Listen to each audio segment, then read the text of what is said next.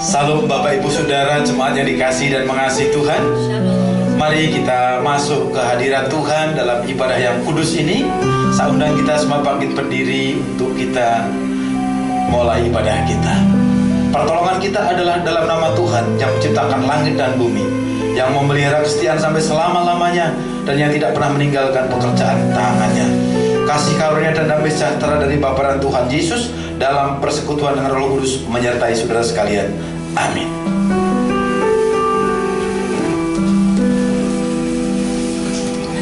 Haleluya. Apa kabar Bapak Ibu Saudara sekalian? Siap beribadah bersama-sama ya? Haleluya. Bapak Ibu Saudara sekalian, dalam istilah kekristenan ada yang namanya gereja yang am. Dan salah satu gereja yang am itu artinya kira-kira tidak terbatas, dimanapun terhubung satu dengan yang lain. Dan kalau kami ada di sini dan Bapak Ibu Saudara sekalian ada di ruang tamu, kita terhubung satu dengan yang lain di dalam Tuhan Yesus. Amin. Kita mau bersama-sama menyatukan hati, mau memuji Dia, menyatakan betapa luar biasanya berkat yang dari Tuhan itu, dan menyatukan kita dengan cara yang ajaib. Kita mau nyanyikan itu dalam pujian. Mazmur 133 berkata, betapa luar biasanya orang-orang yang bersama-sama memuji Tuhan. Haleluya. Bersukacitalah, menarilah di hadapan Tuhan kita. Nyanyikan, oh betapa indahnya, haleluya, dan betapa eloknya bila saudara seiman hidup dalam persatuan. Lagi bersama nyanyikan, oh betapa indahnya, haleluya, dan betapa eloknya, haleluya, bila saudara seiman. Jangan satu ya, hidup dalam persatuan. Ya, urapan di kepala Harun, urapan di kepala Harun, dan dicabutkan jubahnya dulu, seperti embun yang dari mengalir ke bukit Sion. Kesana tadi perintahkan Tuhan agar amin, berkat-berkat dicurahkan dan untuk selamanya. Oh betapa indahnya, ya haleluya. Mau bersama-sama menyanyikan lagu ini lagi ya.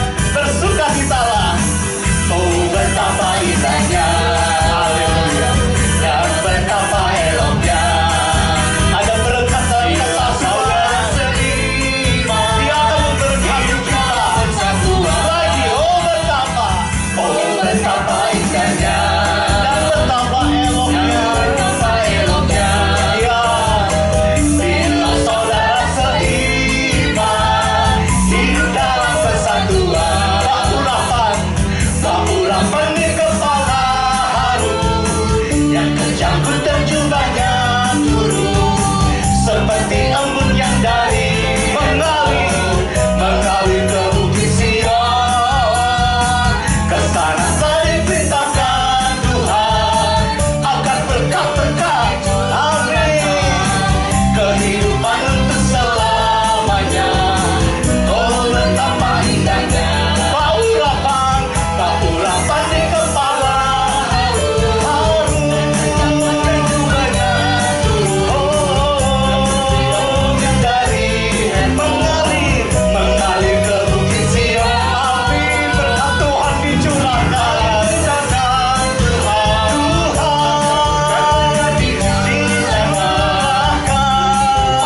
haleluya. Oh betapa indah. Sekali lagi ya, kita nyanyikan ini dengan iman.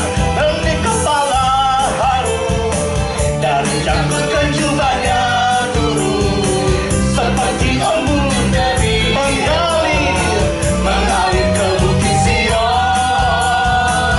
Kesana tadi perintahkan Tuhan agar berkat-berkat dicurahkan, kehidupan untuk selamanya. Oh betapa indahnya, oh betapa indahnya, oh betapa indahnya. Lagi nyanyikan, oh betapa indahnya. Tepuk tangan buat Dia, luar biasa itu.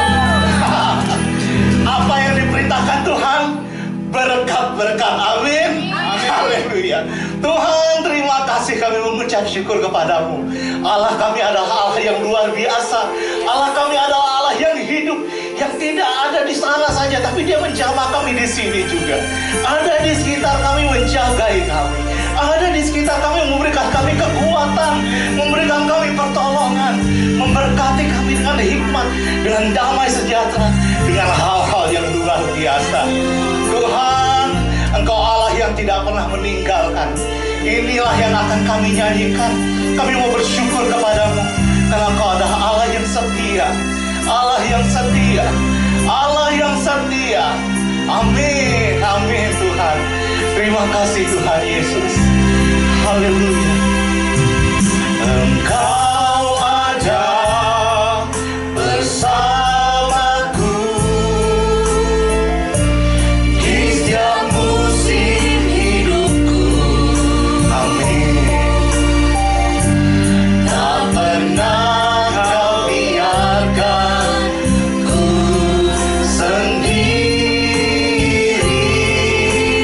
Dia Allah yang memberikan kekuatan,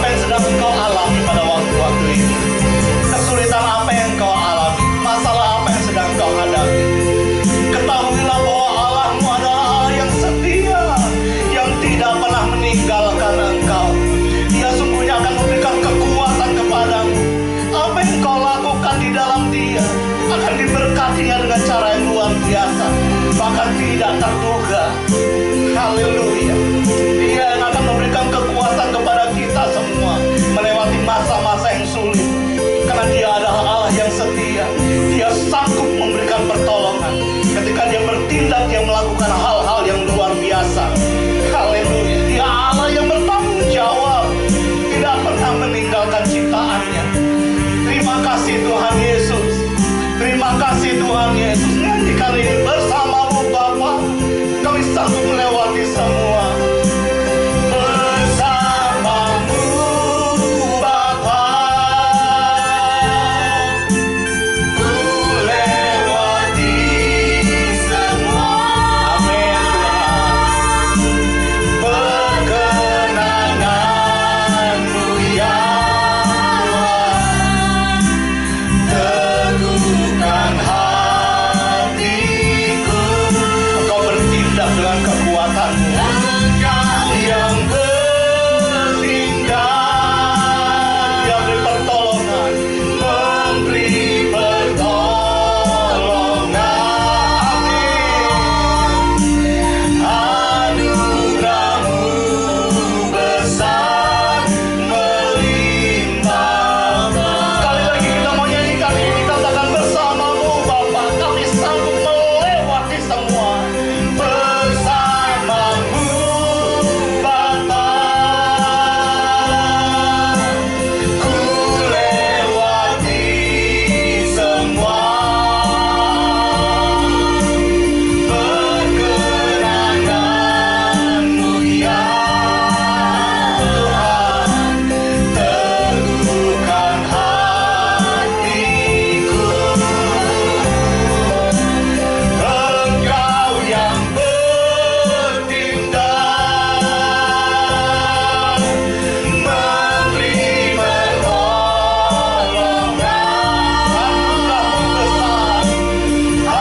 Anugerahmu besar melimpah bagiku. Amin Tuhan. Karena anugerahmu saja. Anugerahmu besar melimpah bagiku. Ya Tuhan, karena anugerahmu saja. Anugerahmu besar melimpah. Kita nyanyikan nyanyian syukur kita kepada Dia Allah yang memberkati engkau dengan anugerahnya. Dia Allah yang memberkati engkau dengan kasih setianya. Dia Allah yang memberkati engkau dengan kekuatannya. Karena Dia Allah yang ajaib, Allah yang perkasa, Allah yang sanggup melakukan segala sesuatu. Terima kasih kepada Dia, Allah yang sanggup memberikan pertolongan, dan Allah yang setia yang tidak pernah meninggalkan. Terucap syukurlah kepada Dia Tuhan. Terima kasih. Kami mengucap syukur, kami mengucap syukur, kami mengucap syukur. Engkau yang sanggup memberikan pertolongan, Engkau yang berkorban berat, serahkan kepada Dia, Dia sanggup memberikan kelepasan. Nyatakan kepada Dia kebutuhan, Dia Allah yang sanggup melakukan sesuatu. Glory, haleluya. Terima kasih Tuhan. Terima kasih Tuhan. Terima kasih Tuhan Yesus. Terima kasih Tuhan Yesus. Kami mengucap syukur.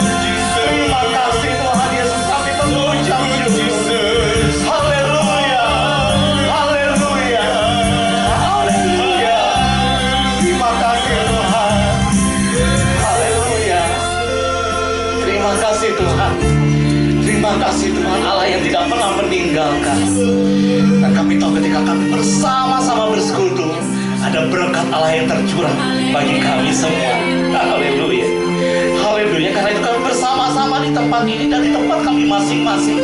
Kami menyatukan hati, memuji nama-Mu, menyatakan Engkau luar biasa. Terima kasih Tuhan. Terima kasih Tuhan. Siapkan hatimu, kita akan mendengarkan suaranya. Katakan, anugerahmu besar melimpah bagi. Amin. Hajakan oleh anugerah saja. Nyanyikan lagu ini lagi, anugerahmu. Anugerahmu besar melimpah bagi. Sekali lagi saya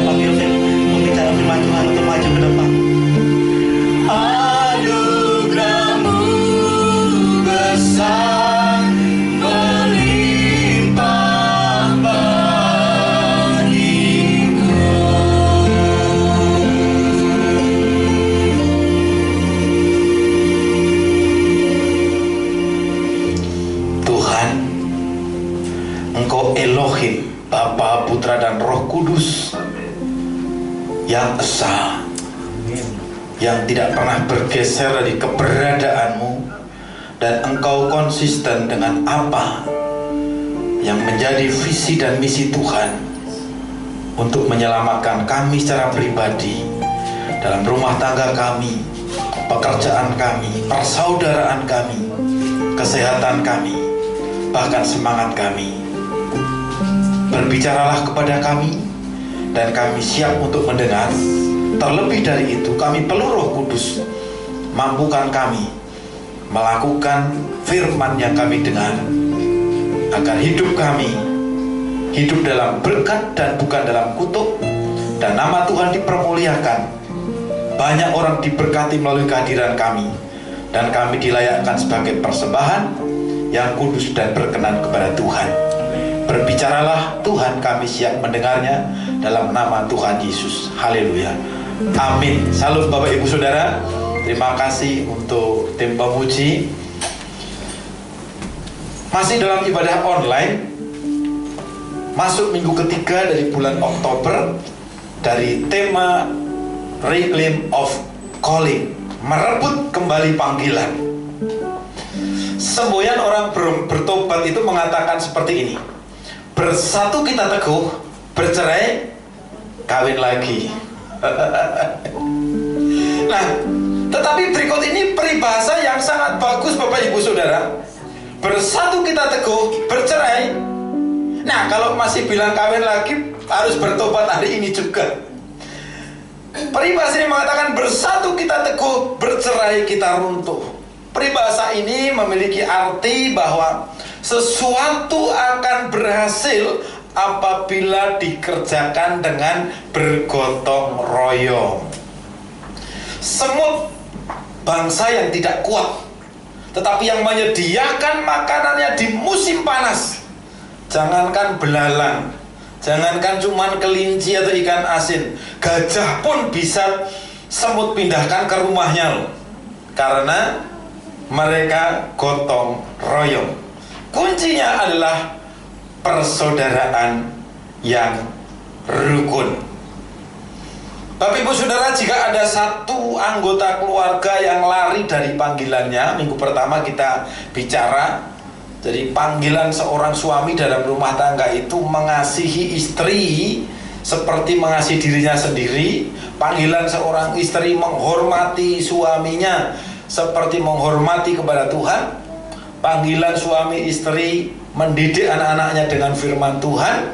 Dan panggilan anak-anak adalah menghormati orang tuanya. Kemudian Tuhan melimpahkan berkat, panjang umur, dan berkat-berkat yang berkelimpahan. Jadi benar, kalau ada salah satu anggota keluarga yang lari dari panggilannya, ini akan berdampak dengan rusaknya persaudaraan keluarga besar. Bahkan jika diperluas, maka ini akan mempengaruhi tidak kondusifnya masyarakat, gereja maupun negara. Karena itu, reclaim of calling, merebut kembali panggilan, pada saat ini kita akan membahas topik merebut kembali panggilan dalam persaudaraan, reclaim of calling in brotherhood.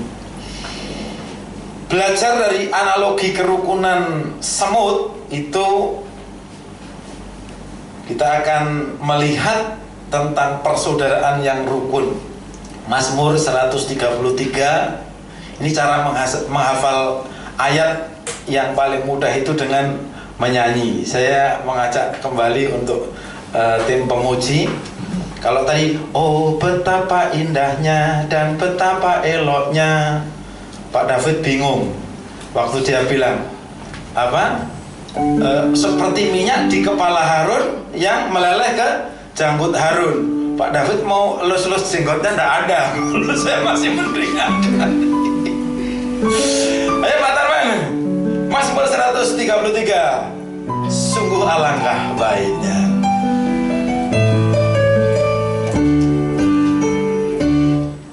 Sungguh alangkah baiknya, sungguh alangkah indahnya, bila saudara semua hidup rukun bersama. Sungguh alangkah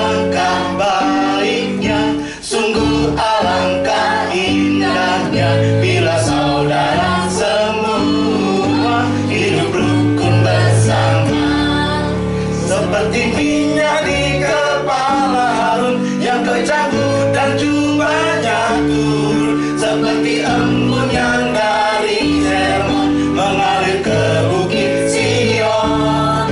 Sebab kesanalah Allah memerintah agar berkat-berkat-Nya tercurah serta memberikan anugerah untuk selama-lamanya. Udah nyanyinya di sini aja, khotbahnya tidak selesai nanti. Mazmur 133 ayat 1 mengatakan, nyanyian ziarah Daud, sungguh alangkah baiknya dan indahnya apabila saudara-saudara diam bersama dengan rukun. Ayat yang kedua mengatakan, seperti minyak yang baik di atas kepala meleleh ke janggut. Minyak yang baik ini bukan minyak jeratah loh ya, yang meleleh ke janggut Harun dan ke leher jubahnya. Ayat 3, seperti embun gunung Hermon yang turun ke atas gunung Sion, sebab kesanalah Tuhan memerintahkan berkat kehidupan, bukan hanya untuk hari ini. Kalau kita hidup rukun, maka Tuhan memerintahkan berkat kehidupan untuk selama-lamanya. Sebelum masuk ke dalam pembahasan ayat-ayat di Mazmur 133, perlu saya ingatkan bahwa visi Tuhan untuk dunia ini adalah setiap lutut bertelut, setiap lidah mengaku bahwa Yesus adalah Tuhan yang terutama dan yang utama. Kalau di seluruh dunia ini setiap lidah mengaku, setiap lutut bertelut bahwa Yesus adalah Tuhan, itu saudara sudah boleh tidak nginjil, karena semua orang sudah selamat dan Tuhan pasti menggenapi firman-Nya, Dia akan datang. Nah, Filipi 2 ayat 10, supaya dalam nama Yesus bertekuk lutut segala yang ada di langit dan yang ada di atas bumi dan yang ada di bawah bumi. Ayat 11, dan segala lidah mengaku Yesus Kristus adalah Tuhan. Tuhan itu yang terutama dan yang utama. Sebab bila ini terjadi sekali lagi, maka setiap orang diselamatkan. Nah, Bapak Ibu saya kasih Tuhan, kenapa sih kita mesti merebut kembali panggilan kita? Belakangan kita tidak asing dengan istilah social distancing pada PSBB. Social distancing ini bukan dimaksudkan agar orang-orang ini bukan dimaksudkan agar kita memutuskan persaudaraan kita sekalipun kita jarang ketemu. Tetapi social distancing ini dimaksudkan agar kita menghindari kerumunan untuk mencegah penularan virus COVID-19. Karena itu sekalipun sudah 6 bulan kita tidak berkumpul dalam one house, tetapi GIA-GNR dan TPGLS are our home. Kita punya lagu GIA is my home. Ini harapan saya nanti waktu sidang sinode bisa jadi lagu moto, keren, diputer remang-remang gitu. Yang nyanyi ya kita-kita lah ya. Ayo.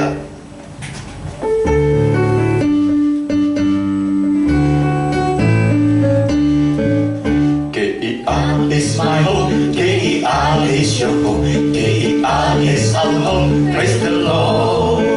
GIA is my home, GIA is your home, GIA is our home, praise the Lord. Lagi boleh. GIA is my home, GIA is your home, GIA is our home, praise the Lord. GIA is my home, GIA is your home, GIA is our home, praise the Lord. Ya, terima kasih, keren ya. Jadi dengan hidup rukun, maka berkat-berkat yang tertulis pada Mazmur 133 yang kita nyanyikan tadi itu akan mengalir atas saudara dan saya yang hidup rukun mestinya. Kristus merumuskan hukum Allah. Jadi Kristus itu merumuskan ulang. Satu saat Yesus itu ditanya sama orang-orang Farisi. Ini orang-orang Farisi mau mencobai Yesus supaya Yesus dia nanti lupa lalu dia dipermalukan. Orang Farisi bilang, Yesus, kalau kamu bisa ringkaskan seluruh kitab para nabi dan hukum Taurat ini, tebelnya bisa tebel sekali Bapak Ibu. Tapi Yesus merumuskan ulang hukum Allah di perjanjian lama itu menjadi kasihilah Tuhan Allahmu dan kasihilah sesamamu manusia. Kasih kepada Allah itu menjadi dasar kasih kepada sesama. Dan kasih kepada sesama itu menjadi bukti dan wujud kasih kepada Allah. Dan kasih kepada sesama itu hanya mungkin ada pada orang-orang yang sudah lebih dulu mengalami kasih Allah. Kalau orang belum mengalami kasih Allah, dia tidak akan bisa melakukan itu. Mari kita lihat satu persatu dari 3 ayat ini. Dari Mazmur 133 ayat 1 mengatakan, nyanyian ziarah, sungguh alangkah baiknya dan indahnya apabila saudara-saudara diam bersama dengan rukun. Adalah ajaran yang diperoleh tentang kebahagiaan kasih persaudaraan. Kata alangkah baiknya dan indahnya pada ayat 1 ini adalah kata-kata sifat yang menggambarkan pengalaman yang dimaksudkan bagi manusia yang diciptakan menurut gambar dan rupa Allah untuk menjadi sebuah komunitas. Itulah sebabnya kita punya kompi, komunitas kompi pertumbuhan iman. Dan kalimat ini merupakan sebuah peribahasa mengenai solidaritas persaudaraan. Jadi solidaritas yang benar itu solidaritas hidup rukun di dalam Tuhan. Bukan penjahat punya solidaritas juga loh, tetapi mereka tidak hidup dalam Tuhan. Nah, penekanan di sini adalah pada pola kehidupan Ibrani kuno, di mana anak laki-laki yang sudah menikah beserta anak-anak mereka itu tetap tinggal bersama dengan orang tua mereka. Kalau nanti ada kesempatan ke Israel, mau naik ke gereja kemuliaan di mana Yesus bertemu dengan Elia dan Musa, kalau lihat mau nanjak ke atas itu, sebelah kiri kanan itu rumah mereka besar-besar. Saya tanya, kenapa rumah orang di sini besar-besar? Kaya tuh bagaimana? Bukan, Pak. Budaya orang Arab atau orang-orang di sini itu, mereka anak, cucu, mantu, ponaan, cicit, cucut ada di situ semua. Jadi mereka hidup rukun bersama, tetapi penerapan yang lebih luas terlihat jelas dalam reuni keluarga dan pada peristiwa-peristiwa hari raya. Nggak tahu mereka hari ini karena ada COVID juga di Israel, PSBB apa tidak. Dalam syair pendek berisi didikan ini kita melihat ekspresi indah solidaritas keluarga. Betapa terpujinya hal itu, sungguh alangkah baiknya dan indahnya. Nah, kerukunan itu baik dengan sendirinya, seturut dengan kehendak Allah, dan ini sebagai penyesuaian bumi dengan surga. Hidup rukun itu sebagai satu gambaran penyesuaian bumi dengan surga.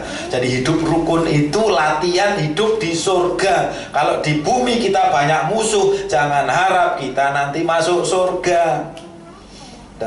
Dan itu baik bagi kita, bagi kehormatan dan penghiburan kita. Dan hidup rukun bersama itu menyenangkan Allah dan menyenangkan semua orang banyak. Dan itu akan membawa kesenangan terus-menerus kepada orang-orang yang hidup rukun terus-menerus.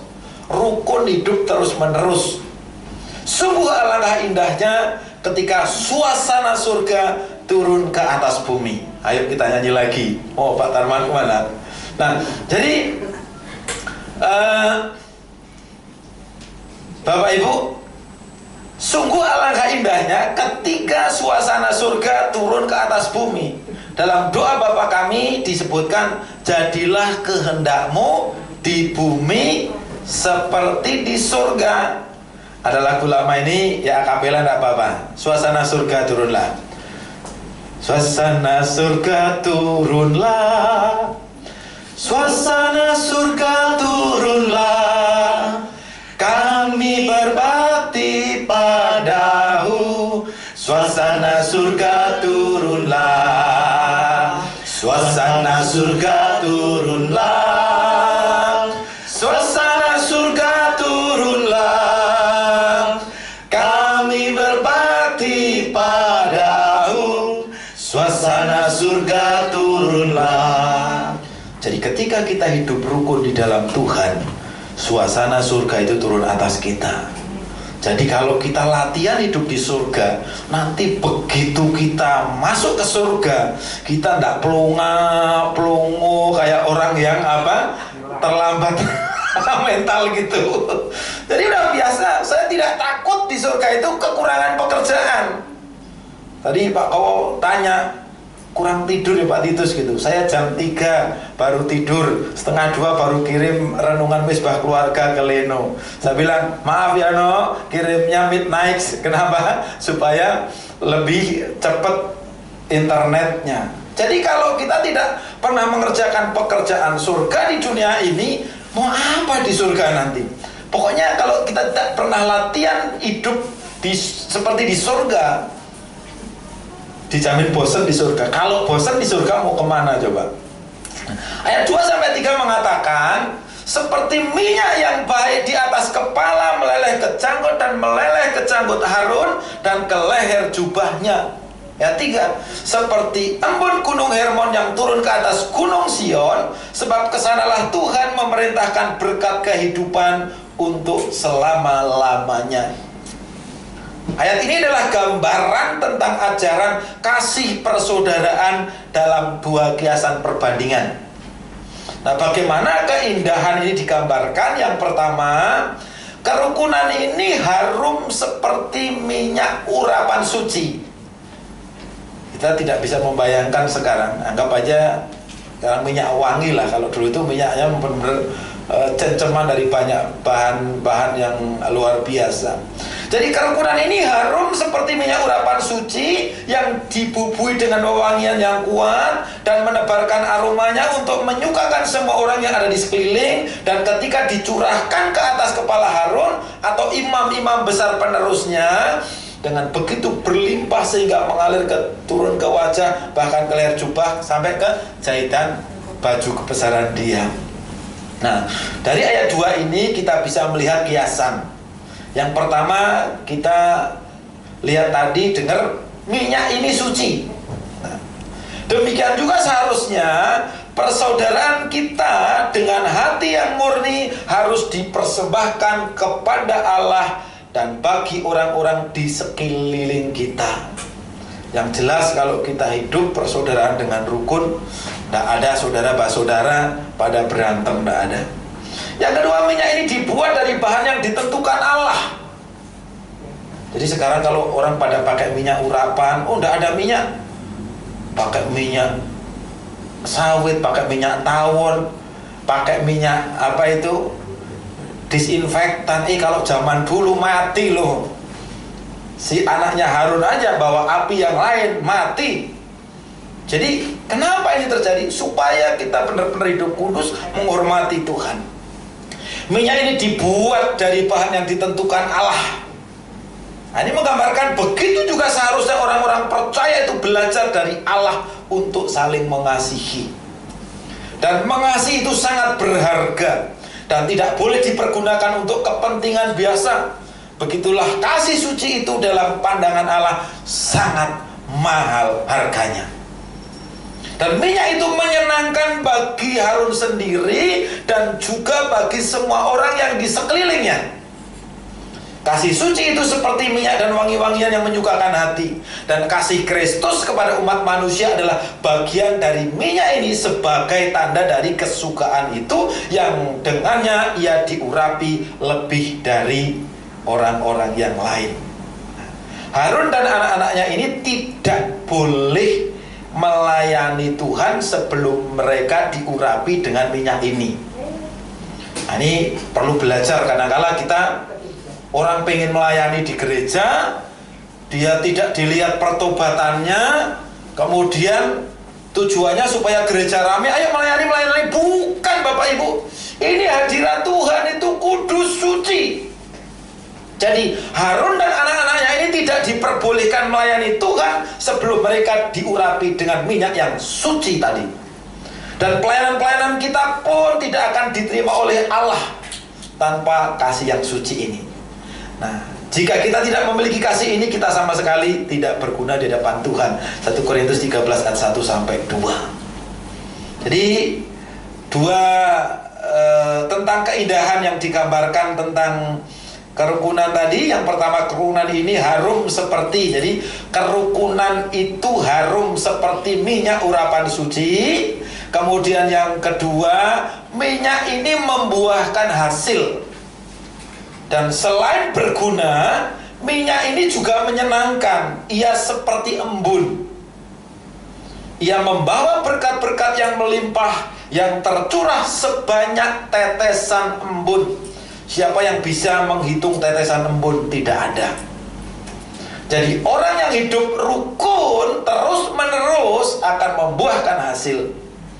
Dan ia seperti embun yang membawa berkat-berkat yang melimpah.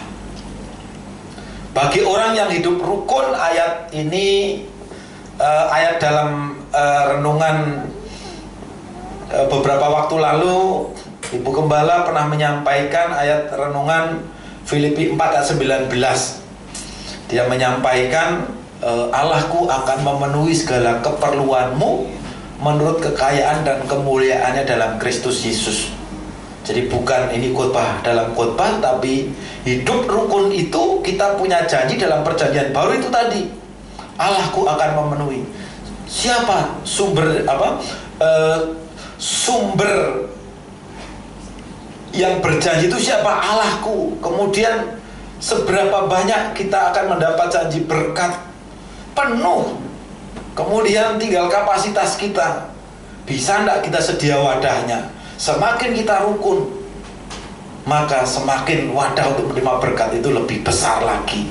Kemudian apa saja sih kebutuhan manusia itu? Di Allahku akan memenuhi segala keperluanmu, segala keperluan, SPP, sandang, pangan, papan dan sebagainya. Dan ayat ini ternyata dilirik oleh radio Swameka di Nabire kemarin, minggu kemarin udah siaran di sana.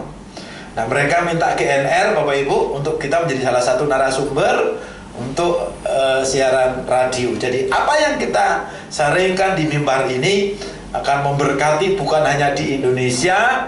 Bapak Ibu, saya minta kepada kita semua, kalau kita melayani hanya di satu tempat seperti ini, ya sejauh orang itu yang mendengar 100, 200, 300. Tapi pelayanan online sekarang ini ayo kita kerjakan bersama. Ini anak-anak muda yang punya potensi di bidang komputer, IT, kerjakan. Kalau kita bicara satu khotbah, satu layanan, maka layanan saudara itu didengar oleh orang-orang di seluruh dunia. Nah, tentang embun tadi, ia menyejukkan panas yang menyengat dalam hawa nafsu manusia, seperti embun senja menyejukkan udara dan kembali menyegarkan bumi. Ia berperan besar dalam membuat kita berbuah dalam segala hal yang baik. Ia membasahi hati dan membuatnya lembut dan melayakkan untuk menerima benih yang baik dari firman Tuhan. Kejahatan dan kepahitan membuat kita tidak pantas untuk menerima semua itu. Dari dalam hidup yang rukun itu tidak ada kepahitan, tidak ada dengki. 1 Petrus 2 ayat 1. Dan minyak ini seperti embun gunung Hermon, bukit umum. Jadi sebab kasih persaudaraan itu merupakan keindahan dan keuntungan bagi masyarakat umum juga. Dan seperti embun yang turun ke atas bukit gunung-gunung Sion, bukit suci, sebab ia berperan besar dalam menghasilkan buah-buah pada masyarakat suci. Jadi kalau kita hidup rukun dengan orang lain, dengan saudara seiman, percayalah bahwa kehidupan rukun kita itu akan memberkati mereka. Baik Hermon maupun Sion itu akan layu tanpa embun ini. Dikatakan tentang embun bahwa ia tidak menanti-nantikan orang. Jadi belajar dari embun. Jadi begini Bapak Ibu, kenapa sih di perjanjian lama itu pakai gambaran-gambaran embun seperti ini tentang berkat? Ya, waktu itu belum semodern zaman sekarang. Bahasa waktu itu masih sangat terbatas. Oleh karena itu, ketika Tuhan ingin menyampaikan sesuatu kepada kita, itu menggunakan perumpamaan-perumpamaan tentang gambaran-gambaran. Itulah sebabnya hari ini berkat dari hidup yang rukun, Tuhan gambarkan berkatnya seperti embun. Nah, filosofi embun itu seperti ini. Dikatakan tentang embun bahwa ia tidak menanti-nantikan orang dan tidak mengharapkan anak manusia. Di Mika 5 ayat 6. Embun itu turun, kalau mau turun ya turun. Nggak usah nunggu orang banyak ngumpul baru saya turunlah, bukan. Dan kasih kita kepada saudara-saudara kita itu seharusnya kita belajar dari embun. Datangnya tidak menunggu-nunggu orang. Demikian juga kasih kita kepada saudara-saudara kita, mari kita sama-sama belajar. Tidak boleh kita berikan sesudah mereka mengasihi kita. Jadi kapanpun yang nama kasih itu, tidak usah nunggu orang lain datang dulu. Tapi kapan kita bisa mengasihi, lakukan itu. Itu namanya kasih tak bersyarat. Tapi harus diberikan sebelumnya. Nah, itulah kasih agape. Jadi embun itu turunnya tidak nunggu-nunggu orang kumpul baru datang. Demikian juga kasih kita, mari kita akan bagikan kasih Kristus. Injil Kristus itu kita akan bagikan kepada mereka sebelum mereka memintanya. Ayat yang ketiga, seperti embun gunung Hermon yang turun ke atas gunung Sion, sebab kesanalah Tuhan memerintahkan berkat kehidupan untuk selama-lamanya. Adalah bukti dari ajaran kasih persaudaraan. Orang-orang yang mengasihi adalah orang-orang yang diberkati. Jadi orang-orang yang mengasihi adalah orang-orang yang diberkati, sebab mereka diberkati Allah. Kesanalah di mana saudara berdiam dengan rukun. Tuhan memerintahkan berkat yang berlipat ganda yang mencakup semua berkat. Untuk memberkati itu hak istimewa Tuhan. Dan berkat-berkat yang sesuai dengan janji adalah berkat-berkat yang diperintahkan. Sebab itu ia telah memerintahkan perjanjiannya untuk selama-lamanya. Nah, hidup rukun terus-menerus, berkatnya bukan hanya hari itu, tetapi berkat itu terus-menerus. Dan mereka diberkati untuk selama-lamanya. Berkat yang diperintahkan Allah kepada orang-orang yang berdiam di dalam kasih adalah kehidupan untuk selama-lamanya. Itulah berkat dari semua berkat. Jika ada di antara kita yang sekarang belum selesai dengan dirinya sendiri, pastinya masih ada masalah dengan orang lain. Dan jika menyalahkan orang lain yang tidak bersalah, jadi jangan suka menghina orang lain, jangan suka menyalahkan orang lain. Kalau kita melakukan hal-hal yang seperti itu, kalau kita menyalahkan orang lain yang tidak salah, sedikit lagi kita menyalahkan pencipta dia. Kalau kita membenci orang yang tidak bersalah, maka sedikit lagi sebenarnya orang itu sedang membenci penciptanya. Jadi Bapak sudah kasih Tuhan, kalau hari-hari ini barangkali karena masalah kebutuhan sehingga orang melarikan diri atau bergeser dari panggilannya sebagai saudara. Ini kesaksian pribadi. Saya itu tidak mesti setahun pulang sekali, Bapak Ibu. Kira-kira 2 tahun tidak pulang. Jadi sebelah kiri rumah saya itu masih ada ruangan kira-kira 7 kali 17 meter. Saya tanemin bayam segala macam. Saya pulang udah dibikin pintu gerbang sama orang. Saya mau parkir tidak bisa. Nah, kemudian tahun lalu saya dengar pinggir rumah saya itu sekarang sudah ditembok tinggi sama orang. Cuman bagus, kali ini istri saya tidak nyap-nyap. Dia bilang, udah tungguin aja sampai dia mati, Pak, gitu. Loh, yang mati kan mau kamu dulu atau dia dulu? Nggak apa-apa, pokoknya kita pegang sertifikat. Jadi tetangga-tetangga itu kadang-kadang telepon ke Jakarta. Dia bilang, Bu, ini kamu punya lahan di apa? Punya lahan di pagar orang gitu. Jadi ya pikir saya kalau mau sakit hati mau apa gitu. Nah, itu kakak sendiri loh seperti itu. Loh, bukan orang kakak sendiri. Nah, pikir kami mengingatkan dia masih memberontak, tapi ketika nanti dia meninggal maka ini cepat-cepat mesti ditulisin bangunan ini berdiri di atas lahan orang lain. gitu.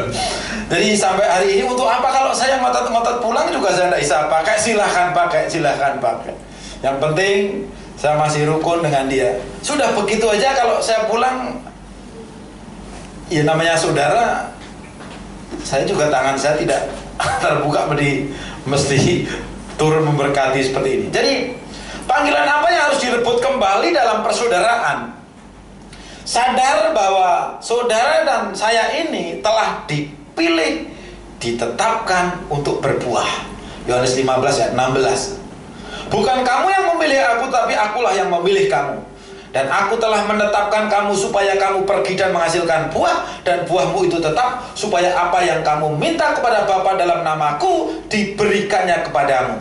Jadi manfaat merebut kembali panggilan ini, Efesus 4 ayat 1. Sebab itu aku menasihatkan kamu, aku orang yang dipenjarakan karena Tuhan, supaya hidupmu sebagai orang-orang yang telah dipanggil berpadanan dengan panggilan itu. Jadi mari Bapak Ibu Saudara kasih Tuhan, dalam sebuah rumah tangga, apapun posisi kita, mungkin sebagai suami, sebagai istri, sebagai anak, sebagai cucu, sebagai ponakan, sebagai mantu, apapun itu, mari milikilah hidup yang rukun. Kapan orang akan bisa rukun? Setelah dia selesai dengan dirinya sendiri, dan dia akan bisa selesai tidak punya masalah dengan orang lain. Bagaimana cara kita melangkah? Bagaimana saya harus melakukan tugas-tugas panggilan untuk membayar harga itu? Yang pertama adalah cultivate, yaitu mengolah. Gunakan potensi yang ada. Selesailah dengan diri sendiri, dan hendaklah kamu saling mengasihi sebagai saudara dan saling mendahului dalam memberi hormat. Roma 12 ayat 10. Beberapa kali di beberapa tower ini saya menyapa orang, tidak dijawab Bapak Ibu. Di Alamanda sebelah kiri saya, curiganya minta ampun. Selamat pagi Ci. Selamat siang kok, diem aja. Tapi apa yang terjadi? Setiap saat selalu saya mendahului dalam memberikan hormat. Dan tahun keempat, tahu-tahu dari sejak dia pengantin baru, akhirnya tahun keempat, itu Enci sama 2 anaknya dibawa ikut Natal sekolah minggu di tempat ini. Saya merasakan berkat itu. Kenapa? Saya sudah selesai dengan diri saya sendiri, dan ketika saya dibeginiin sama orang, saya senyum aja. Jadi mengucap syukur dalam segala hal akan membantu untuk seseorang bisa menerima keadaan sambil terus berusaha memperbaiki keadaan. Yang kedua, bagaimana kita memperbaiki keadaan supaya persaudaraan kita selalu baik ketika situasinya tidak baik. Overcome, mengatasi dengan baik. Selesaikan masalah dengan orang lain dengan win-win solution. Apalagi dalam rumah tangga, ada 3 cara menyelesaikan masalah biasanya. Satu, perang dingin. Semua masalah dipeti eskan. Ngomong sama suami, WA, SMS gitu. Kemudian jangan memiliki selisih dengan orang lain. Jadi cara kedua dalam mengatasi masalah, yang bilang, oh perang panas, lempar-lemparan piring, gelas, segala macam. Tapi di dalam Tuhan, yuk kita win-win solution. Tidak ada yang menang, tidak ada yang kalah. Tapi masing-masing menyadari bahwa kita punya panggilan masing-masing, dan itu harus hidup benar. Kemudian datangilah orang-orang yang bermasalah dengan saudara. Jadi saya mengajarkan tidak selalu kepada orang itu kita minta maaf. Kalau tidak salah jangan minta maaf, yang seneng setan. Tetapi ketika kita bersalah, kita harus cepet-cepet datang minta maaf, mengakui kesalahan kita. Tetapi kalau terjadi salah paham, minta waktu untuk menjelaskan masalah kita. Nah, kemudian minta maaf jika kita bersalah, dan jelaskan masalah jika terjadi salah paham. Yang ketiga, bagaimana kita mengatasi agar persaudaraan ini bisa kita dapat kembali, itu kita mesti ada surrender juga, berserah juga. kepada Tuhan, yaitu menyadari panggilan bahwa saudara telah dipanggil dan ditetapkan untuk berbuah menjadi berkat bagi orang lain. Nah, yang ketiga, tidak memiliki masalah dengan Tuhan, tidak mencari persekutuan dengan dukun-dukun atau kuasa-kuasa kegelapan. Ini cara berserah kepada Tuhan. Jadi dalam masa-masa sulit seperti ini, kita perlu berserah kepada Tuhan. Jangan kita menyerah. Menyerah itu biasanya dalam peperangan. Ketika satu saat sekarang kita kalah, ketika nanti dalam keadaan kita kuat, kita akan menyerang. Jangan juga dalam menghadapi masalah-masalah yang sulit seperti ini, udah terserah lu. Kalau udah terserah itu dalam rumah tangga, kacau beliau semuanya, loyo semua. Nah, jadi bagaimana kita merebut kembali panggilan di dalam persaudaraan ini? Kita tidak bisa jalani sendiri. Trust to God, percaya kepada Tuhan. Jadi percaya kepada Tuhan itu bukan hanya kita mengakui keberadaannya, tetapi percaya kepada Tuhan itu termasuk kita melakukan kehendaknya. Banyak orang yang mengaku percaya kepada Tuhan, tetapi sejauh dia mengakui keberadaannya. Maaf ini masalah ayat-ayat yang tidak sesuai dengan kemauan dirinya, dia masih menggugat Tuhan. Ada judul buku itu menggugat Yesus. Apa yang mau digugat? Jadi ada orang-orang yang dia percaya kepada Tuhan, tetapi separuh, hanya mengakui keberadaannya dan tidak melakukan kehendaknya. Ada ayat-ayat yang dipertentangkan, yang tidak dia sukai. Misalkan ayat perpuluhan. Itu masih perlu enggak perpuluhan sekarang gitu? Nah, itu tanya kepada Pak David di khotbah minggu yang lalu itu. Nah, jadi mari Bapak Ibu Saudara kasih Tuhan,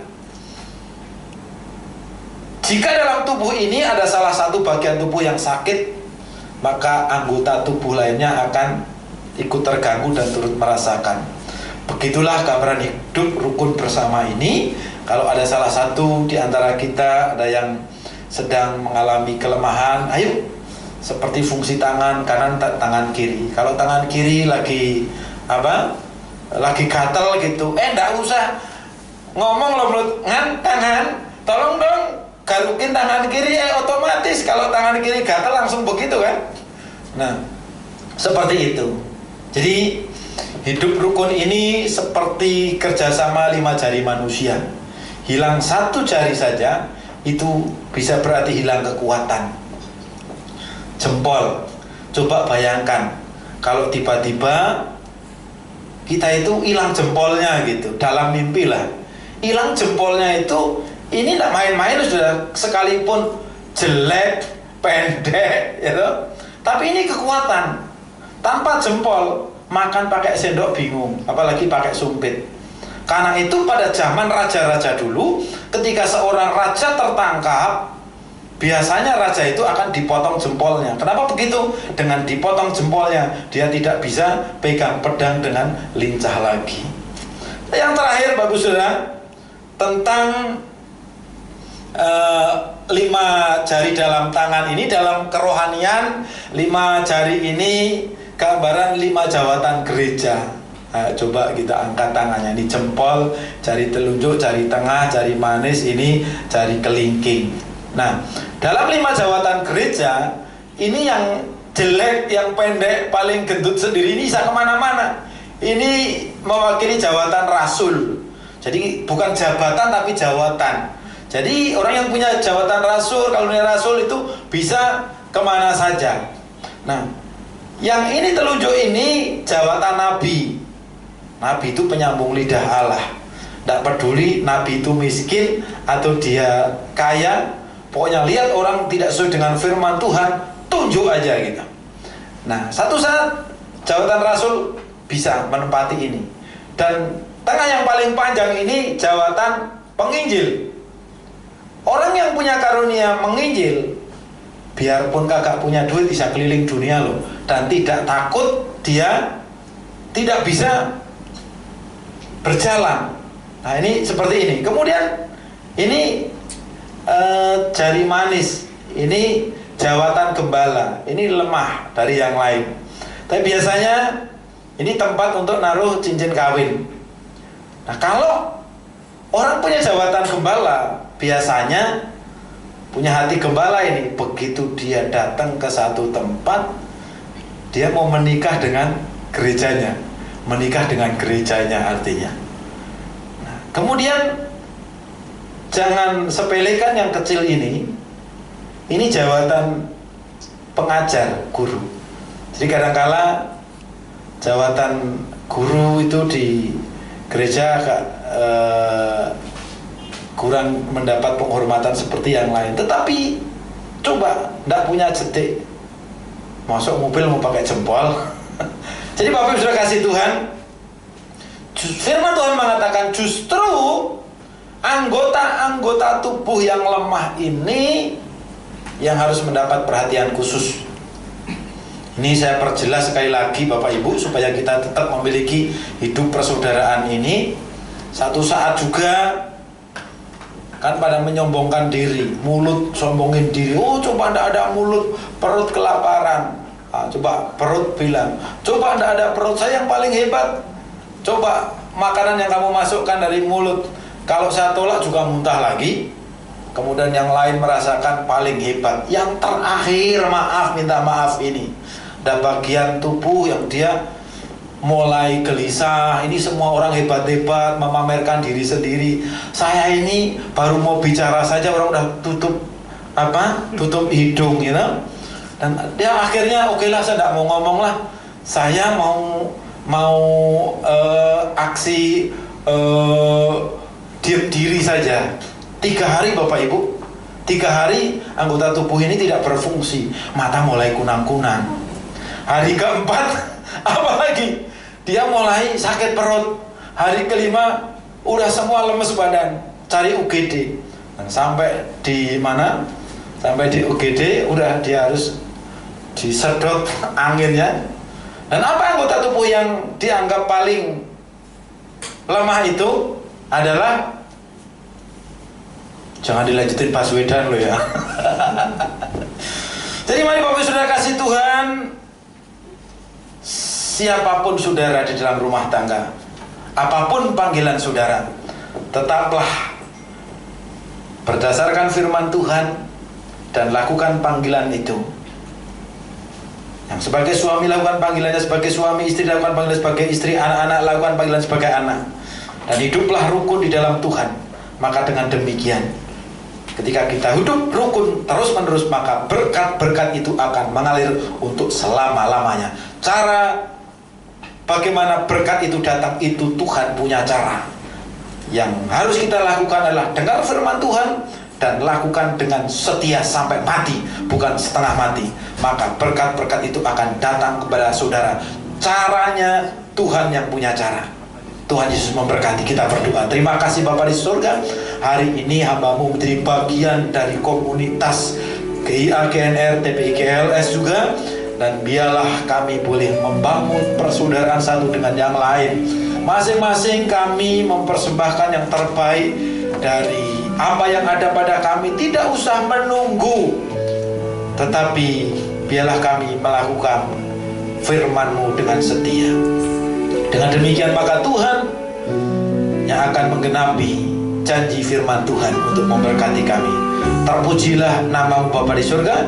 Biarlah berkat-berkat itu akan mengalir atas seluruh jemaat Tuhan, bukan hari ini saja, bukan hanya dalam keadaan yang baik-baik saja, tapi berkat itu akan datang kepada kami dalam keadaan baik dan tidak baik, dan berlaku untuk selama-lamanya.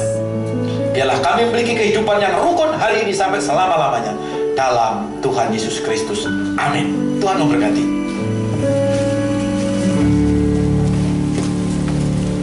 Terima kasih Bapak Pendeta Titus Sugino yang sudah melayani kita pada hari ini.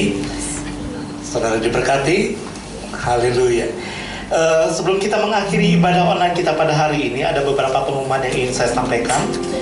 Pertama, bahwa kita masih akan melakukan ibadah online sampai beberapa minggu ke depan, sampai batas waktu yang belum bisa ditentukan karena ada pembatasan yang dilakukan oleh pemerintah daerah kita. Kemudian yang kedua, Bapak Ibu Saudara sekalian yang ingin membawa persembahannya ke rumah Tuhan dapat mentransfer melalui rekening gereja yang tercantum pada layar berikut ini. Ada rekening gereja untuk GIA GNR dan ada rekening gereja untuk GIA Gading GLS. Mohon dapat diperhatikan dengan baik. Dan kemudian ada waktu-waktu tertentu kita akan melakukan meeting atau pertemuan lewat media Zoom, ya, lewat media Zoom. Di GNR ada pertemuan-pertemuan rutin beberapa minggu sekali, setiap hari Rabu, Minggu pertama dan ketiga, ya. Rabu Minggu pertama dan ketiga ada pertemuan Zoom yang akan menolong kita untuk dapat tetap bersekutu bersama-sama walaupun berada di tempat yang jauh. Di GAGLS juga ada waktu-waktu tertentu persekutuan lewat Zoom ini yang mungkin diumumkan lewat media WhatsApp yang ada. Itu saja pengumuman yang ada. Kita akan mengakhiri ibadah kita pada hari ini. Nanti saya undang Bapak Gembala untuk berdoa bagi kita semua dan berdoa berkat untuk kita semua. Sekali lagi saya undang kita bangkit berdiri, kita akan akhiri ibadah kita hari ini. Tuhan Yesus, terima kasih. Hari ini Tuhan sudah menyapa kami melalui pujian, penyembahan yang kami persembahkan kepada Tuhan. Kami dibawa masuk ke hadirat Tuhan, dan Tuhan memberkati kami melalui firman yang kami dengar. Bapa di surga, kami bersyukur hari ini kami boleh mengalami keamanan. Kami berdoa memohonkan berkat untuk setiap insan, untuk setiap orang, biarlah mereka boleh selesai dengan dirinya sendiri, selesai dengan orang lain, selesai dengan Tuhan, sehingga hidupnya kudus, hidupnya murni.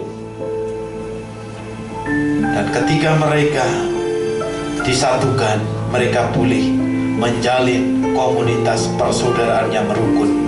Pakai kami gereja Tuhan untuk mengawali kehidupan yang rukun ini, dari hidup berkeluarga kami, bermasyarakat kami, bergereja kami, bahkan berbangsa dan bernegara. Terima kasih Bapa di surga.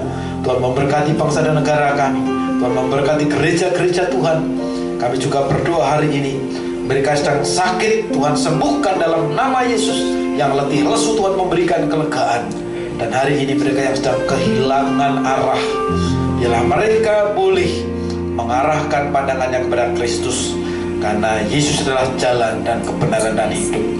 Kami bersyukur sekali lagi menjadi bagian dari komunitas ini, dan biarlah berkat Tuhan mengalir atas kami, berkat roh, jiwa, tubuh, dan materi. Layakkan kami menerima berkat-Mu. Itulah sebabnya kami buka hati kami angkat tangan kami. Mari Tuhan memberkati kami. Jemaat Tuhan, buka hati saudara untuk menerima berkat-Nya. Tuhan memberkatimu dan Tuhan melindungimu. Tuhan menyinarimu dengan wajah-Nya dan Tuhan memberikanmu kasih karunia. Tuhan menghadapkan wajah-Nya kepadamu dan Tuhan memberikanmu damai sejahtera. Terimalah berkat-Nya dalam nama Bapa, Putra, dan Roh Kudus, nama di atas segala nama, dalam nama Tuhan Yesus Kristus. Amin.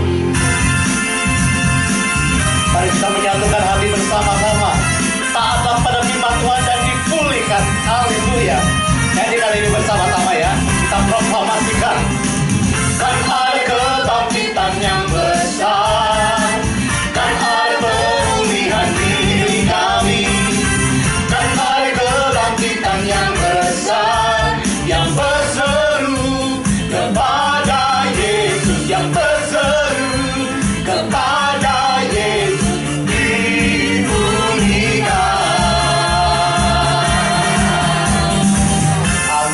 Haleluya. Mari kita bersaat teduh sejenak.